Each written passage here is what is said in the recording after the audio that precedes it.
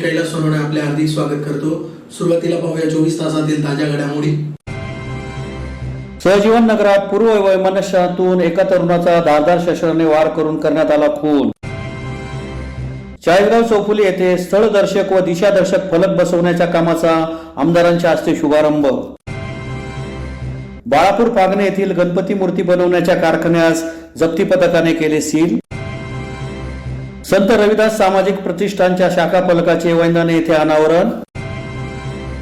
गजानन महाराज मूर्तीच्या प्राणप्रतिष्ठा सोहळ्यानिमित्त विविध धार्मिक कार्यक्रम संपन्न आणि पाली भाषा प्रचार परीक्षेतील विजेत्यांना पारितोषिक वितरणाचा समारंभ संपन्न। आता बातमीपत्र विस्ताराने। धुळे शहरात दूध डेअरी परिसरातील सजीवन नगरात पूर्व वैमनस्यातून एका तरुणाचा धारदार शस्त्राने वार करून खून करण्यात आल्याची घटना रविवारी मध्यरात्री घडल्यामुळे धुळे शहर पुन्हा हादरले आहे। या प्रकरणी शहर पोलीस ठाण्यात 5 जणांविरुद्ध खुनाचा गुन्हा दाखल करण्यात आला आहे। धुळे शहरातील दूध डेअरी परिसरात असलेल्या सहजीवन नगर मधील नवनाथ महाराज मंदिरासमोर एका तरुणावर धारदार शस्त्राने वार करून त्याचा खून झाल्याची घटना रविवारी रात्री 12:15 वाजेच्या सुमारास घडली। यामुळे खळबळ उडाली आहे। या प्रकरणी शहर पोलीस ठाण्यात 5 जणांविरुद्ध खुनाचा गुन्हा दाखल करण्यात आला आहे। या प्रकरणी ऋषिकेश छगन गुलदगडे राहणार सहजीवन नगर चक्करबर्डी रोड धुळे याने शहर पोलीस ठाण्यात दिलेल्या फिर्यादीत म्हटले आहे की सन 2018 मध्ये अमोल छगन गुलदगडे याने हर्षल मेंढे याला मारहाण केल्याचा राग मनात ठेवून आदित्य मेंढे याने त्याच्या जवळील धारदार हत्याराने अमोल याच्या गळ्यावर वार केले। तो जमिनीवर पडल्यानंतर हर्षलने अमोलच्या छातीवर बसून हात रुमालाने त्याचा गळा आवळला। राजू मेंढे याने अमोलच्या पायावर दगडाने वार केले। गुणवंत सोनवणे याने हातातील धारदार हत्यारांनी आणि हाताबुक्क्यांनी तर जयेश उर्फ गोलू दापटे याने दांडक्याने अमोलवर हल्ला चढवला। 4 मार्च रोजी रात्री 12:15 वाजेला सहजीवन नगर मधील नवनाथ महाराज तीरासमोरील सिमेंट बाकड्याजवळ ही घटना घडली।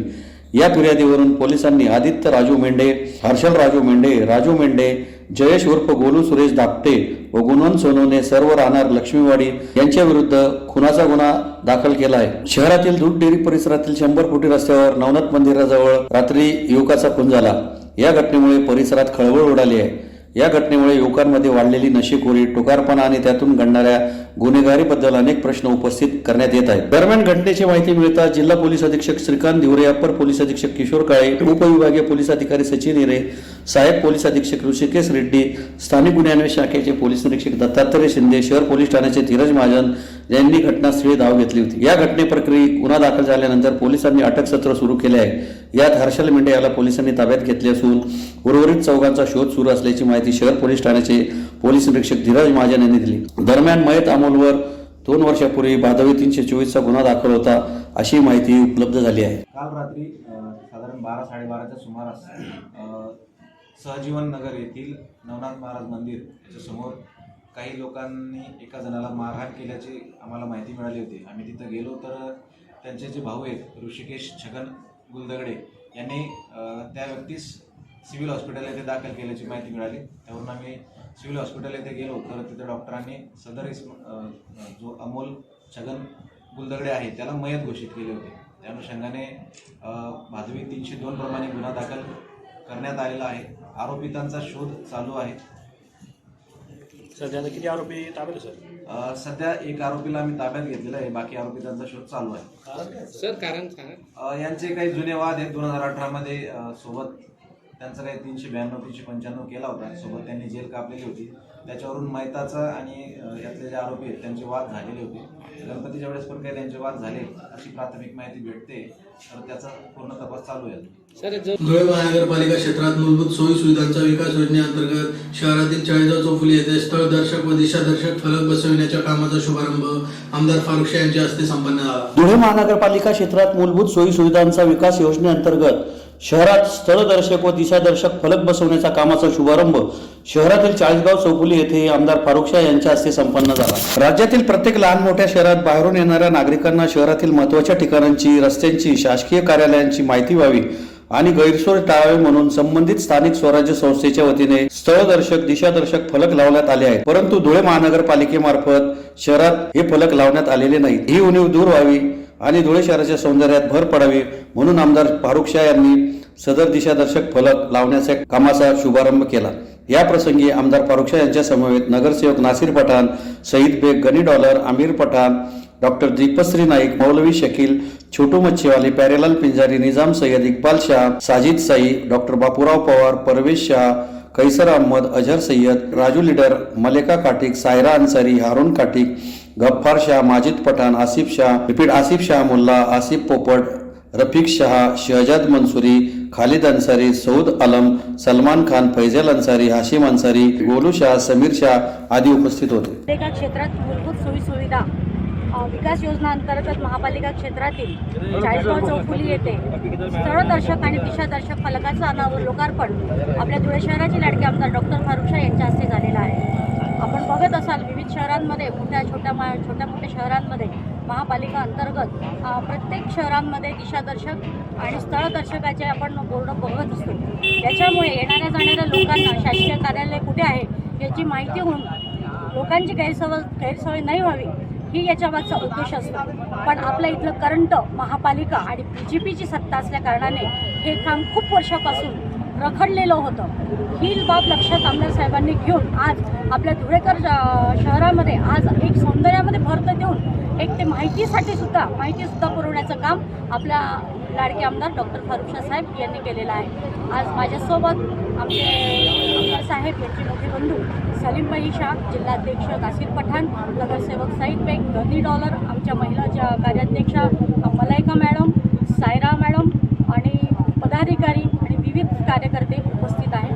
धुळे महानगरपालिकेच्या जप्ती पथकाने शहरातील बाळापूर फागणे येथील गणपती मूर्ती बनवण्याच्या कारखान्यावर कारवाई करीत थकबाकीमुळे कारखाना सील केला आहे. धुळे महानगरपालिकेच्या जप्ती पथकाने सोमवारी बाळापूर फागणे येथील गणपती मूर्ती बनवण्याच्या कारखान्यावर कारवाई करीत सदर कारखाना सील केला आहे. महानगरपालिकेचे आयुक्त तथा प्रशासक अमिता दगडी पाटील यांच्या आदेशाने अतिरिक्त आयुक्त करुणा डाळे व उपायुक्त पल्लवी सिरसाट तसेच उपायुक्त शोभा बाविस्कर यांच्या मार्गदर्शनाखाली जप्ती पथक नेमण्यात आले आहे. त्या अनुषंगाने सोमवारी बाळापूर फागणे येथील मधुकर गंगाधर वडनेरे यांच्या मालकीचे व सध्या भोगवटादार असलेले सोनवीर सिंग वर्मा यांचे गणपती बनवण्याच्या कारखान्यावर 2,33,538 रुपये थकबाकी असल्याने सदर कारखान्यावर कारवाई करीत गणपती बनवण्याचा कारखाना सील करण्यात आला. सदरची कारवाई जप्ती पथकाचे अधिकारी शिरीष जाधव व त्यांच्या पथकातील अधिकारी व कर्मचाऱ्यांनी केली. धुळे शहरातील बऱ्याच मालमत्ता धारकांकडे थकबाकी असल्याने महाशय आयुक्त अमिता दगडे पाटील यांच्या आदेशाने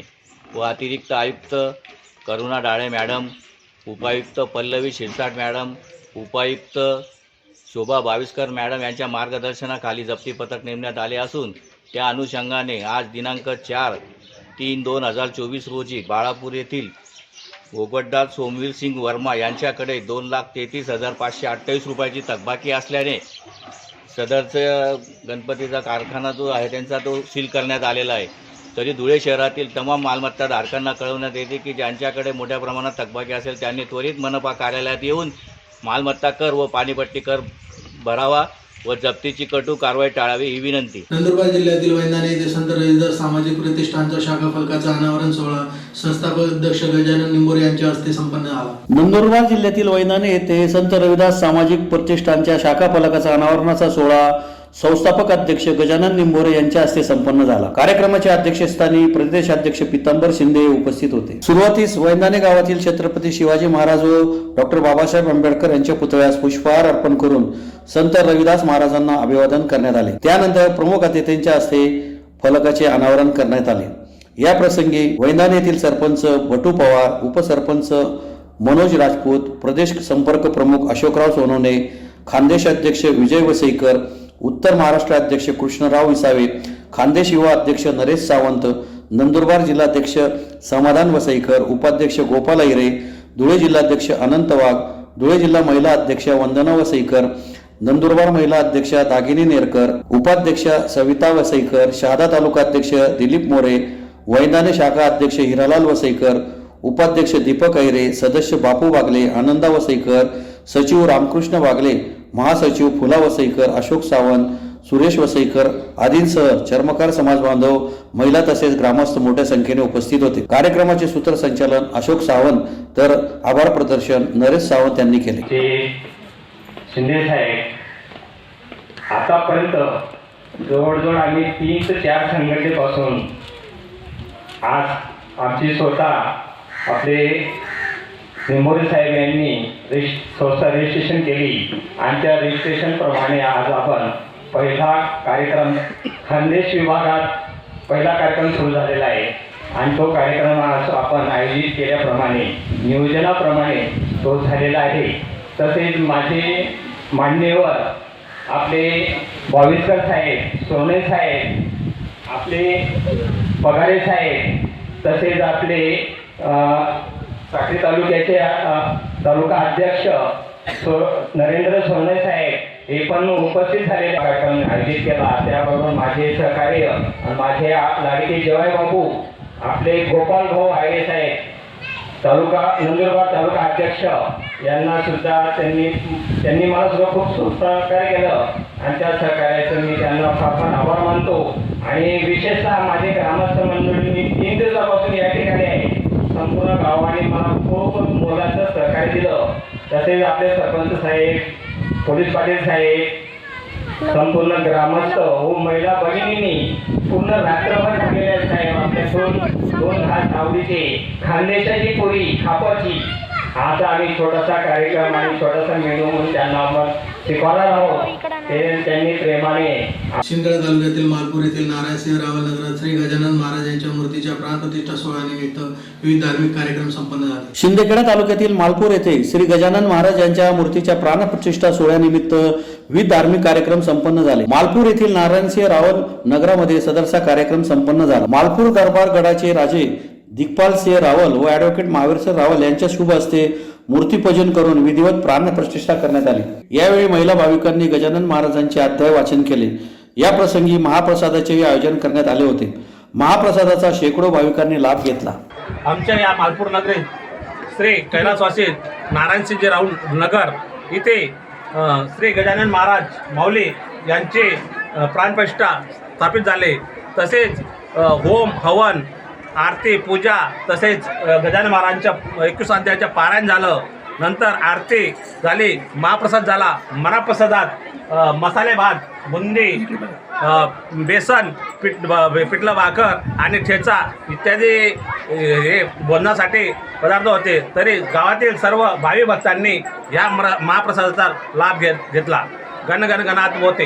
जय गजानन. जय गजानन. धुळे जिल्हा बुद्ध विहार समन्वय समितीतर्फे पाली भाषा प्रचार परीक्षेतील विजेत्यांना पारितोषिक वितरणाचा समारंभ शिवतीर्थजवळील सैनिक लॉन्स येथे संपन्न झाला. धुळे जिल्हा बुद्ध विहार समन्वय समितीतर्फे पाली भाषा प्रचार परीक्षा 2023-24चा पारितोषिक वितरणाचा समारंभ शहरातील शिवतीर्थाजवळील सैनिक लॉन्स येथे संपन्न झाला. कार्यक्रमाच्या अध्यक्षस्थानी BU वाघ हे उपस्थित होते. बुद्ध विहार समन्वय समिती धुळेतर्फे पाली भाषा प्रचार परीक्षा घेण्यात आल्या होत्या. त्या परीक्षेतील विजेत्यांना पारितोषिक वितरणाचा कार्यक्रम उत्साहात संपन्न झाला. यावेळी BU वाघ, डॉक्टर गौतम शीलवंत, डॉक्टर दीपक शेजवळ, प्रभाकर पवार, वसंत गवळे, भारती शिंदे, देविदास जगताप, नानासाहेब देवरे, प्राध्यापक संजय डोडरे, डॉक्टर सुरेश बिराडे, किशोर शेजवळ, प्राध्यापक राजू आके, राजेंद्र थोरात, BB साळवे, सुभाष निकुंबे, दिलीप गुलाले, सिद्धार्थ जाधव, विशाल वागोदे आदी उपस्थित होते. सदर कार्यक्रमाचे आयोजन बुद्ध विहार समन्वय समिती धुळे, लुंबिनी बुद्ध विहार साक्री रोड धुळे, तक्षशिला बुद्ध विहार फुलेनगर मोगलाई धुळे, धम्मदीप बुद्ध विहार मनोहर टॉकीज मागे, नालंदा बुद्ध विहार नरडाणा संदेश भूमी बस स्टँड जवळ आदींनी केले होते. पाली भाषेच्या परीक्षेमध्ये यश मिळवलेला आहे अशा सर्व यशस्वी विद्यार्थी, त्यांचे पालक आणि प्रत्येक सामाजिक संघटनेमध्ये काम करणारे प्रतिनिधी आपलं सर्वांचं या ठिकाणी मनापासून स्वागत करतो. बुद्ध समन्वय समितीच्या या माध्यमातून आज आपल्या या ठिकाणी पारितोषिक वितरणाचा कार्यक्रम संपन्न होतो आहे. अतिशय देखणा आणि अगदी सुनियोजित केलेला हा कार्यक्रम या ठिकाणी मनात धरण्याजोगा आहे. खऱ्या अर्थाने बुद्ध विहार बांधणे हा भाग वेगळा आहे, परंतु ज्या बुद्धांनी आपल्याला पाली भाषेचं ज्ञान दिलं, पाली भाषेचा आपल्या सर्वांना माहिती दिली, अशा बुद्धांनाही अभिवादन करू. डॉक्टर बाबासाहेब आंबेडकरांनी हाच पाली भाषेचा विचार बुद्ध धर्माच्या माध्यमातून तुम्हा आम्हाला दिला, ते डॉक्टर बाबासाहेब आंबेडकर. आणि बुद्ध विहार बांधणे म्हणजे हा पैशांचा खेळ आहे. जर पैसा जमवला आणि दानदात्यांनी त्याला मदत केली तर आपल्याला बुद्ध विहार निर्माण करता येतं. त्याला काही फारसं वेगळं काही करावं लागत नाही. फक्त दानदात्यांपर्यंत आपली भूमिका मांडून बुद्ध विहार उभं करणं हे फार सहज आणि सोपं झालेलं आहे. परंतु जी पाली भाषा भगवान बुद्धांनी आम्हाला दिली ती पाली भाषा प्रत्येक बुद्धिस्टांच्या पर्यंत पोहोचणं हे अतिशय महत्त्वाचं काम आहे. जोपर्यंत तुम्हाला पाली भाषेचं प्राथमिक ज्ञान होत नाही तोपर्यंत तुम्हाला भगवान बुद्धांचे विचार आत्मसात करता येणार नाही. आणि म्हणून विचार आणि त्यांचं तत्वज्ञान आत्मसात करण्यासाठी तुम्हाला आधी पाली भाषेचं ज्ञान असणं आवश्यक आहे.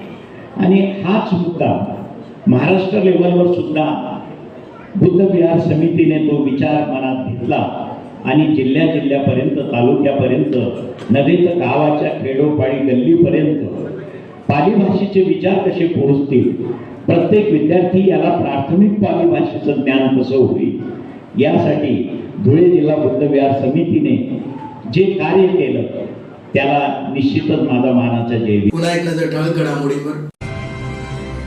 सहजीवन नगरात पूर्व वैमनस्यातून एका तरुणाचा धारदार शस्त्राने वार करून करण्यात आला खून. चाळीसगाव चौफुली येथे स्थळदर्शक व दिशादर्शक फलक बसवण्याच्या कामाचा आमदारांच्या हस्ते शुभारंभ. बाळापूर पागणे येथील गणपती मूर्ती बनवण्याच्या कारखान्यास जप्ती पथकाने केले सील. संत रविदास सामाजिक प्रतिष्ठानच्या शाखा फलकाचे वैंदाणे येथे अनावरण. गजानन महाराज मूर्तीच्या प्राणप्रतिष्ठा सोहळ्यानिमित्त विविध धार्मिक कार्यक्रम संपन्न. आणि पाली भाषा प्रचार परीक्षेतील विजेत्यांना पारितोषिक वितरणाचा समारंभ संपन्न. याचबरोबर श्रीराम टाइम न्यूजचे बातमीपत्र संपले. दिवसभरातील ताज्या घडामोडींसाठी पाहत राहा श्रीराम टाइम न्यूज. भेटूया पुढील प्रसारणात. तोपर्यंत नमस्कार.